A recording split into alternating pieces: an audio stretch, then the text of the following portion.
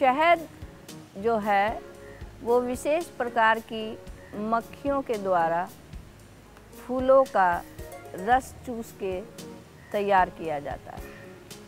पहले शहद को इतना उत्पादन नहीं होता था, अब इतनी उत्पादन होता है कि हर तरह का शहद, नीम का शहद अलग से लेते हैं, फूलों का शहद, गुलाब का शहद अलग से लेते हैं, क्योंकि प्राकृतिक चिकित्सा वालों ने अलग अलग शहद के अलग अलग गुण बताए।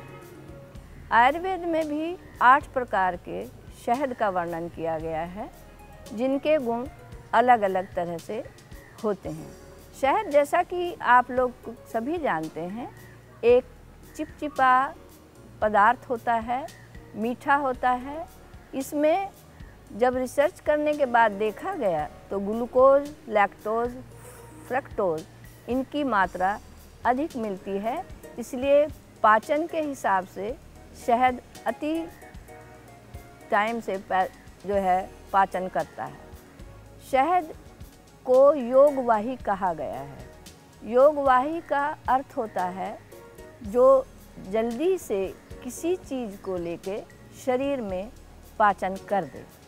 इसीलिए हम आयुर्वेद में सभी दवाएं शहद के साथ ज़्यादातर इस्तेमाल करते हैं, क्योंकि उसका असर जो है दवा का शहद के द्वारा जल्दी से हो जाता है। शहद चक्षुष भी है। चक्षुष का अर्थ ये है कि अगर उसका हम नेत्रों में प्रयोग करते हैं तो हमारी नेत्र ज्योति को बढ़ाता है, इसीलिए इसको चक्षुष कहा गया है। शहद को कभी भी गर्म करके नहीं लेना चाहिए और ना ही कोई गर्म चीज़, जैसे खाने वाली गर्म चीज़ में लोग शहद को मिला के लेते हैं। अब शहद के रखरखाव की बात आती है।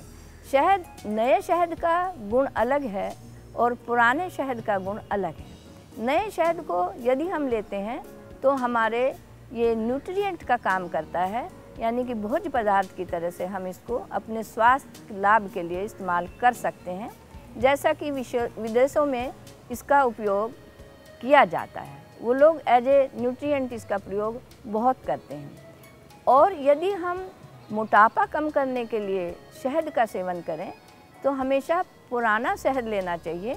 नया शहद जो है मोटापे को बढ़ाने का कार्य करेगा, कम नहीं करता है। शहद हृदय के लिए भी, हृदय को ताकत देने में, हृदय के जो कार्य हैं उसको प्राकृतिक रूप से चलाने में सहायता देता है, इसलिए शहद का बहुत उपयोग होता है। यहाँ तक कि शहद दवाई के लिए नहीं है, धार्मिक तौर पर भी शहद का उपयोग बहुत होता है।